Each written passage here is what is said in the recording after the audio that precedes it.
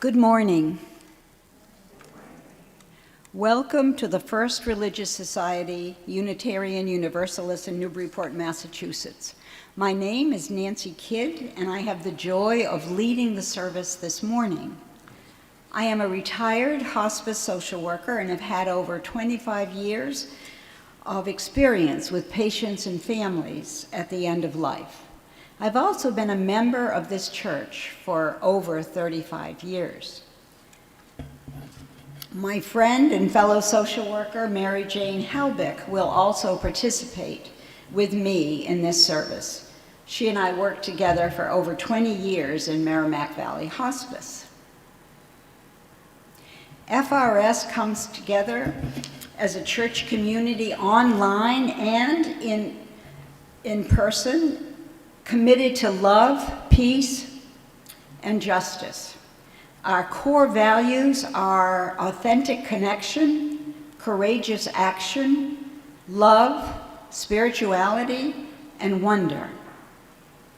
Our mission and our invitation to all of you is to come as you are, journey together in love, act with courage, transform our world.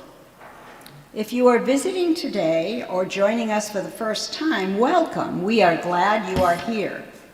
If you're joining us online, you will find a link to the order of service in your reminder email or just below the live stream window. Every Sunday, it is such a blessing that we can gather. So let us give ourselves to it. The words are please. And now we go downstairs.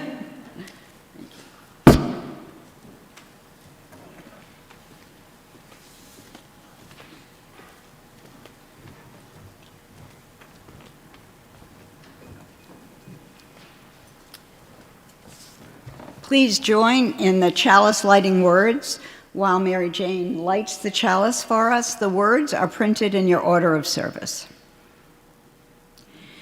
We gather this hour as people of faith, with joys and sorrows, gifts and needs. We light this beacon of hope, sign of our quest for truth and meaning in celebration of the life we share together.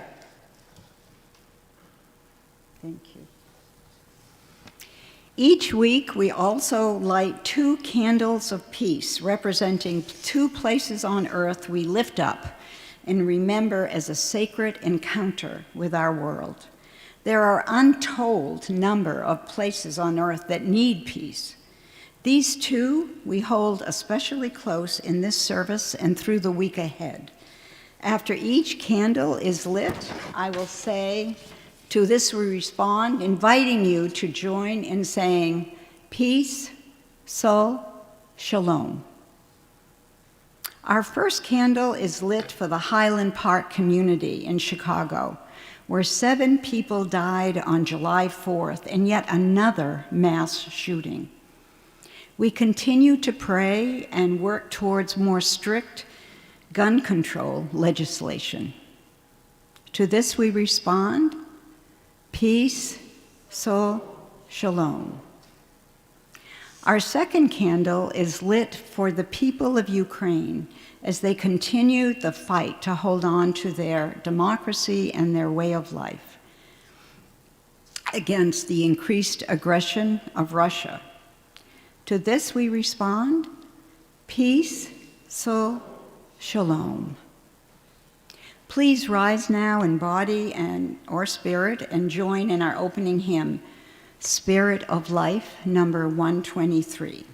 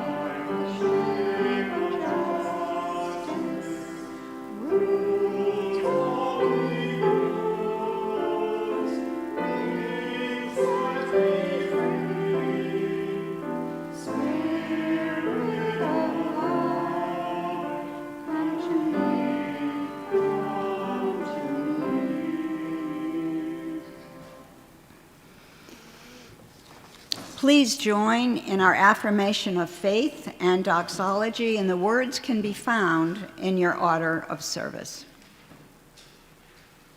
Love is the doctrine of this church, and the quest of truth is its sacrament, and service is its prayer. To dwell together in peace, to seek knowledge in freedom, to serve humankind in fellowship, to the end that all souls shall grow into harmony with the divine. Thus do we covenant with each other and with God. From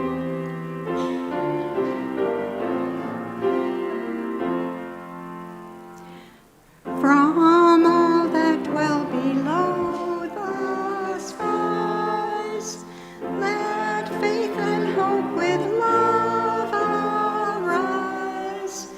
Let beauty, truth, and good be sung through every land by every tongue.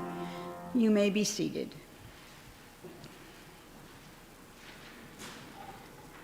The generosity of our community is an essential ministry that supports the work of our church, both in Newburyport and beyond. If you wish to give online, please use the link in your order of service or in the video description. You can also make a contribution via text message, and of course you can always mail a check to the church as well. The offering will be gratefully received.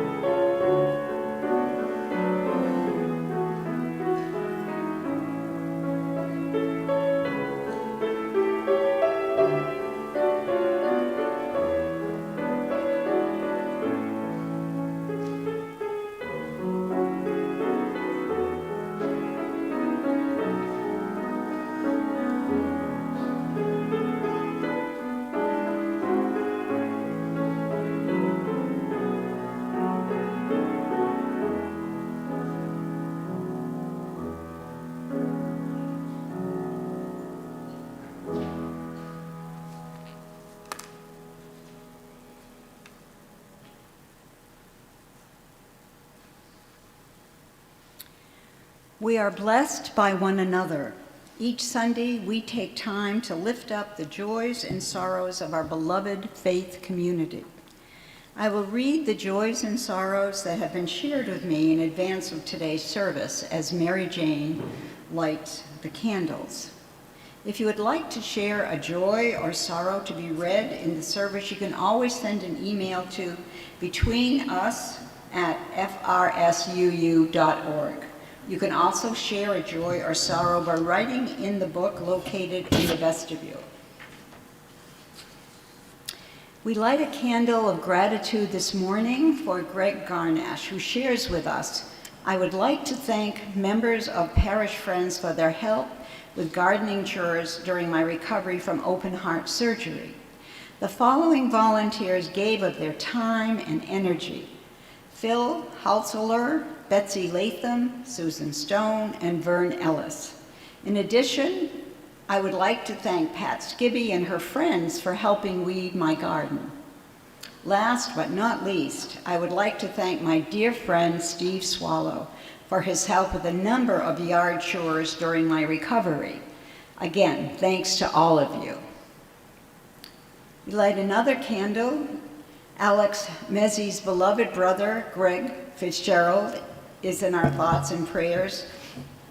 Alex is happy to report after heart surgery on June 29th, he's doing very well. They were able to repair rather than replace the valve. Greg seems to have come through it really well and was home by midweek, where he continues to recover. Alex's dear sister is about the same, and she hopes to visit her soon. Much gratitude for the support of FRS. We light another candle.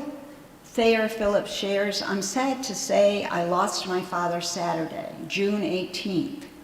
He was 86, a resident of Peterborough, New Hampshire, and attended the Unitarian Church since we moved to town. I was raised in 50+ years ago. His loss was sudden and unexpected. Dad was still living at home, driving to town every day to get the paper, and mowing his own lawn. It's a shock to us all. He is already missed. Cards may be sent to 1 Shandell Drive, Newburyport, Mass. Another candle, please hold in mind Florence Kretsch, Ken Kretsch's former wife, as she is in the hospital recovering from pneumonia after contacting COVID at their granddaughter's wedding. The event became a super spreader as 14 family members came down with COVID. Fortunately, all except Florence have recovered, and Ken and Liz have tested negative. We light one final candle for all those joys and all those sorrows that, although unspoken, are held in just as much love and prayer. Thank you. I'd like to share this prayer with you today.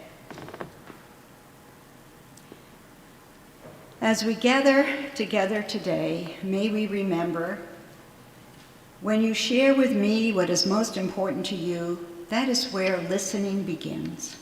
When I show you that I hear you, when I say your life matters, that's where compassion begins. When I open the door to greet you, that is where hospitality begins.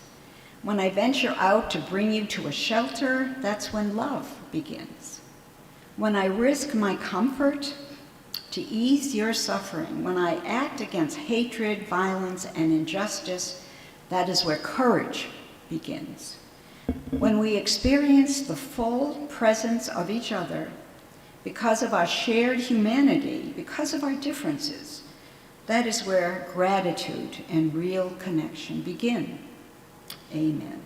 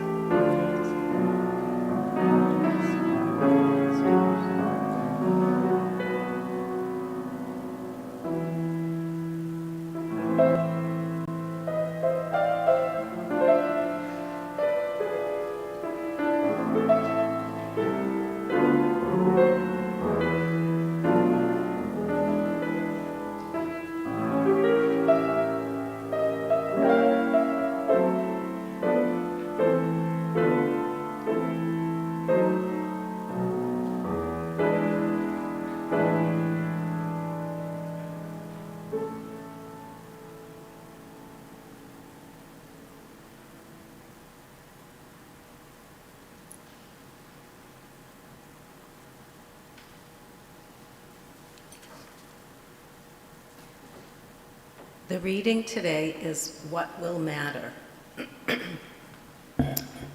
Ready or not, someday it will all come to an end. There will be no more sunrises, no minutes, hours, or days. All the things you collected, whether treasured or forgotten, will pass to someone else. Your wealth, fame, and temporal power will shrivel to irrelevance. It will not matter what you owned or what you were owed. Your grudges, resentments, frustrations, and jealousies will finally disappear. So too, your hopes, ambitions, plans, and to-do lists will expire. The wins and losses that once seemed so important will fade away. It won't matter where you came from or what side of the tracks you lived on at the end. It won't matter whether you were beautiful or brilliant. Even your gender and skin color will be irrelevant. So what will matter? How will the value of your days be measured? What will matter is not what you bought, but what you built. Not what you got, but what you gave. What will matter is not your success, but your significance. What will matter is not what you learned, but what you taught. What will matter is every act of integrity, compassion, courage, or sacrifice that enriched, empowered, or encouraged others to emulate your example. What will matter is not your competence, but your character. What will matter is not how many people you knew, but how many will feel a lasting loss when you're gone. What will matter is not your memories, but the memories that live in those who loved you. What will matter is how long you will be remembered, by whom, and for what. Living a life that matters doesn't happen by accident. It's not a matter of circumstance, but of choice. Choose to live a life that matters. This is Michael Josephson reminding you that character counts.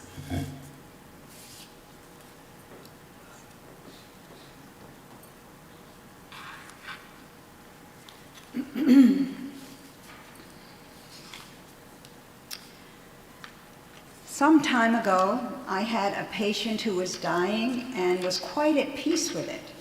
She told me she was grateful that she had time to teach her husband how to make his oatmeal. As a hospice social worker, I had the privilege of helping people do exactly that, find peace and comfort at the end of life. I've worked in and around the Merrimack Valley area and have been honored to sit with patients as they face this final human event. I've also been able to comfort their families and provide a safe space for talking about their worries and concerns. However, to die in this country at the end of the last millennium and the beginning of this one is somewhat different than dying in other countries or in other cultures. In some other countries, death and dying and grieving seem to be treated with more honesty, openness, and grace. Families are encouraged to talk about all of this, and they're encouraged to take extended time to grieve. But here, in our area, home of the clipper ships and the abolitionists, the hardy and the daring and the stoic and the salt sprayed, most of us really don't want to talk about and explore what it is that happens to us when life is coming to an end. It's uncomfortable. It's awkward. It feels impolite. Nothing can initiate a change in cocktail party conversation faster than when I mention that I'm a hospice social worker and that I help people find peace at the end of their life. In the musical Hamilton, they sing, "We push away what we can never understand. We push away the unimaginable." And yet, it comes anyway. We do die, though we tend to avoid talking about it or deny it. There will be an end date at the other end of that slash on all of our gravestones. And when we do contemplate death, most of us hope to be at peace. We hope to die well, with dignity and grace. We hope to die with nothing unsaid and tasks accomplished. If we do not die suddenly or unexpectedly, we may be granted the chance to consider exactly what that means. E.L. Doctorow once said that writing a novel is like driving a car at night. You can only see as far as your headlights, but you can make the whole trip that way.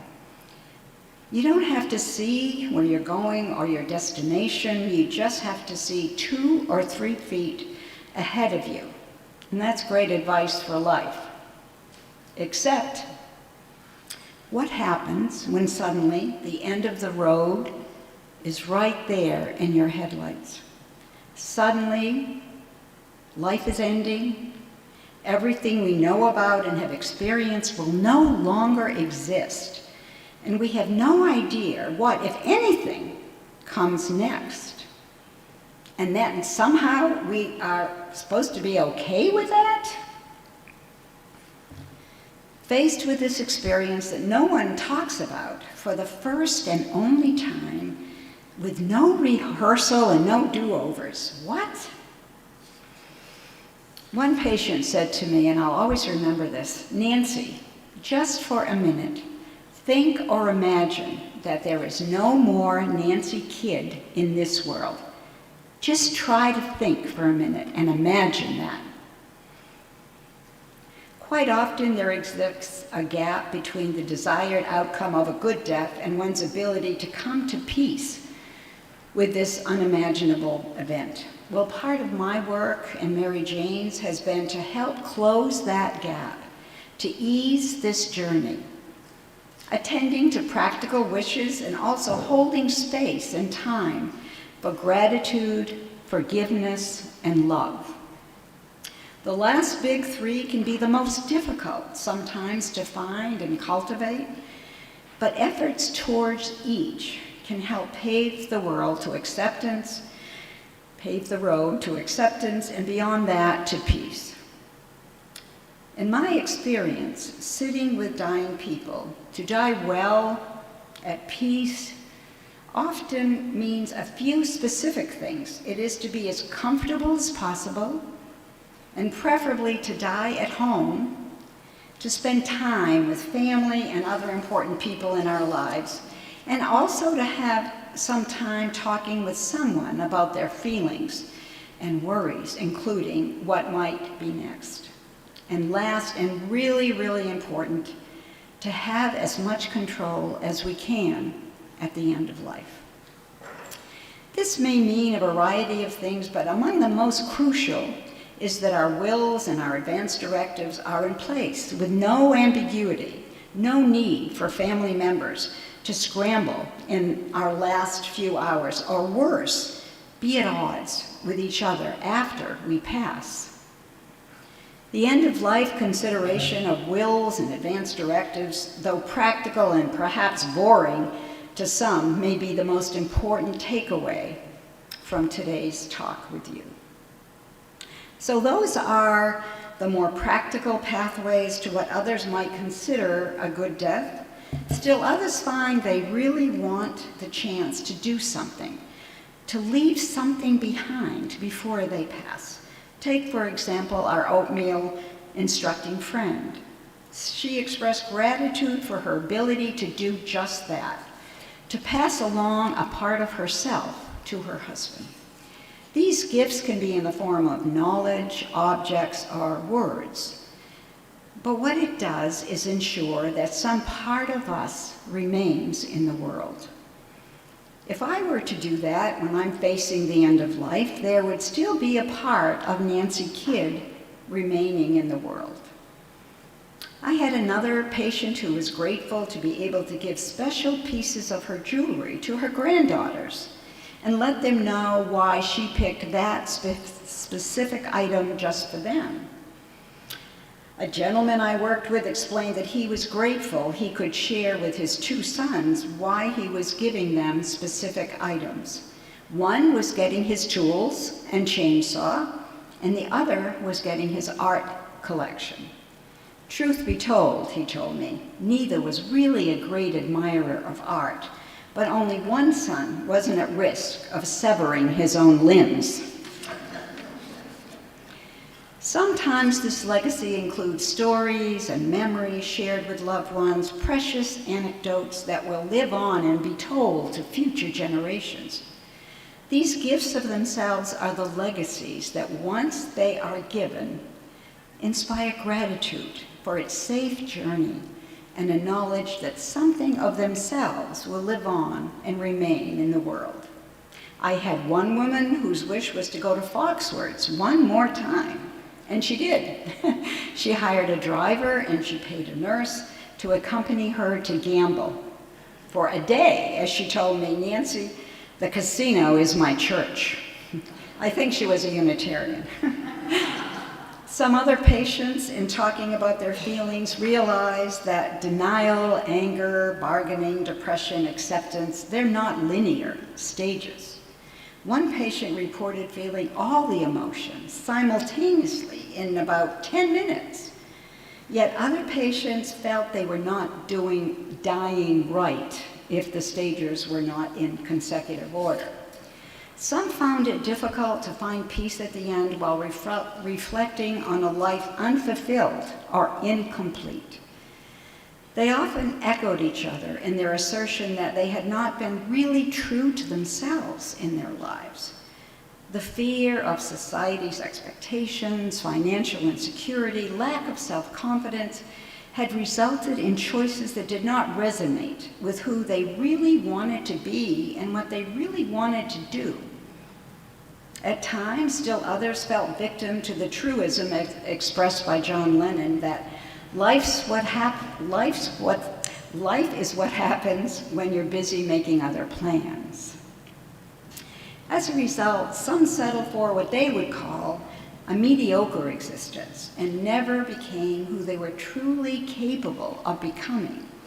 Many were angry and bitter at the end of their life and wondered if that had an effect on becoming ill, and that's why maybe they had cancer. Fear of conflict or failure, lack of self-confidence had many reflecting on roads they never took and identities that they never assumed. Some people expressed having a life full of worry and angst and anxiety. One woman said to me, "I wish I knew then that most of what I worried and agonized about never happened." People talked about struggling with depression, anxiety, or trauma and never getting the proper treatment for it. Others expressed regret as to making mountains out of molehills and taking life and themselves much too seriously. But in spite of the variety of different wants, needs, actions, and tasks, a notable study tells us that of all of these, there are 5 universal things that grants many people peace at the end of life. Number 1, I forgive you. A statement which may be to a long-lost friend or a family member, but often, most often, it is to themselves. That's a part of our work, to be there for them, to express what they wish they had done, and to forgive themselves for the ways in which they fell short of their hopes and their dreams. A professor in grad school told me, in order to heal, you need to say your truth in a safe space with someone who will not judge you and just listen. Some believe that prayer or speaking to their God alone provides healing, but one woman told me, "Nancy, I need God with skin." Number 2, please forgive me. The need to express apology to those they have wronged, but that life is not allowed for the brave kind of cathartic narrative that sometimes only comes when there are only a few days or only a few hours left. Please forgive me.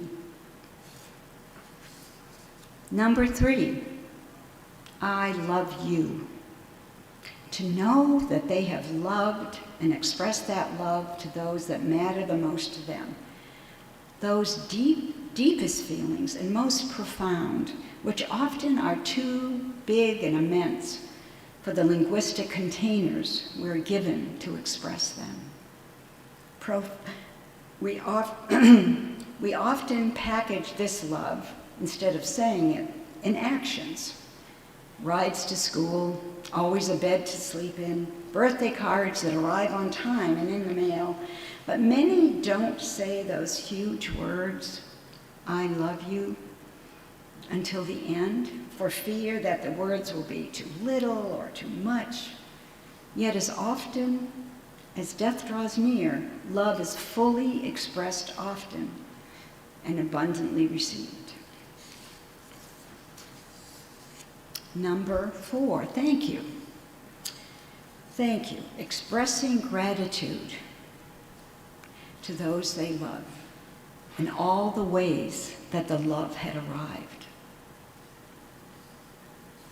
Number 5, goodbye.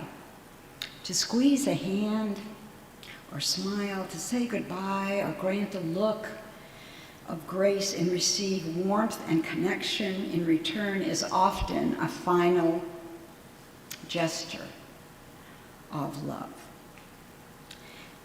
These are what patients often need to say or hear sometimes before they can find this desired peace at end of life. However, if there is one takeaway besides the wills and the advance directives, and of course I know you all will take care of this right away, the wills and the advance directives if you haven't already.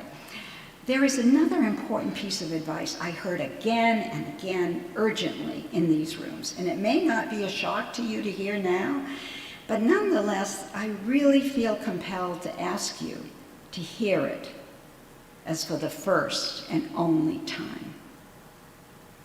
Time is the most important thing we have. While we have it, let's use it wisely. As Jack Cornfield translates from the teaching of Buddha in Buddha's little instruction book, the trouble is, you think you have time. I heard more than once, do it now, because you never know what life might hand you. I sat with people who had just retired and then became ill and never had the time to take that trip they had planned and looked forward to all their lives. What I heard most often about time was recognizing how important it is to simply be with our children, our family, our close friends, and enjoy the companionship and the connection of love. You know what I never heard? I wish I spent more time at work. I wish I had more things. I wish I spent more time on my cell phone. I never heard any of that. My patients would implore the following: if you hate your job, quit it. Get another one. Teach someone how to make something, oatmeal, a table, a life, or how to tie a tie, or how to untie a bound-up relationship. Tell them stories about what shaped you.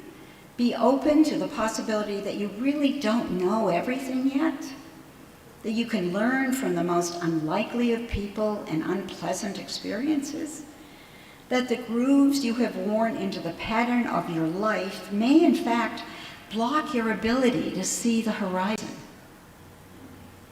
Paint a portrait, take a dance lesson, learn to play a musical instrument. What is dormant within you that has always wanted to explode? Make eye contact with strangers and smile. Risk the possibility of people thinking you're a bit strange. Call your fourth grade teacher or their child if they pass. Tell them how that teacher helped you. Go fishing instead of working on that report.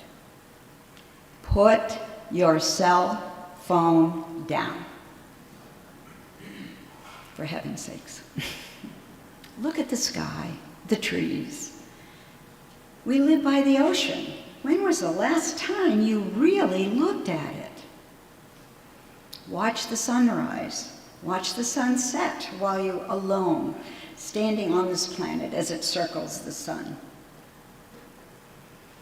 In closing, as Elizabeth Kubler-Ross said, it is only when we truly know and understand that we have a limited time on earth and that we have no way of knowing when our time is up, we will then begin to live each day to the fullest as it was the only day we have. Thank you.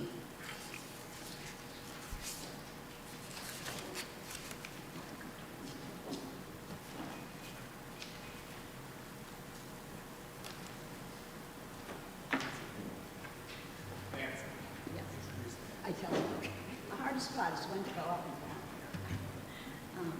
Please join me in singing hymn number 1064, Blue Boat Home.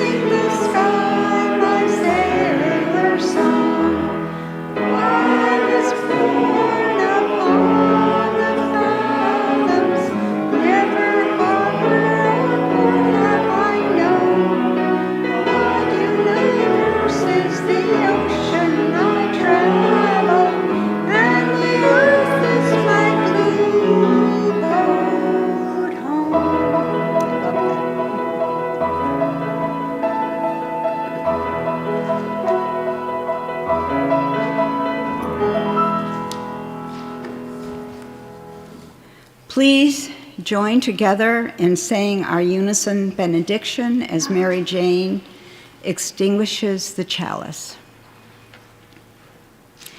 May the love which overcomes all differences, which heals all wounds, which puts to flight all fears, which reconciles all who are separated, be in us and among us now and always. In closing, I offer as a blessing a portion of the poem In Blackwater Woods by Mary Oliver.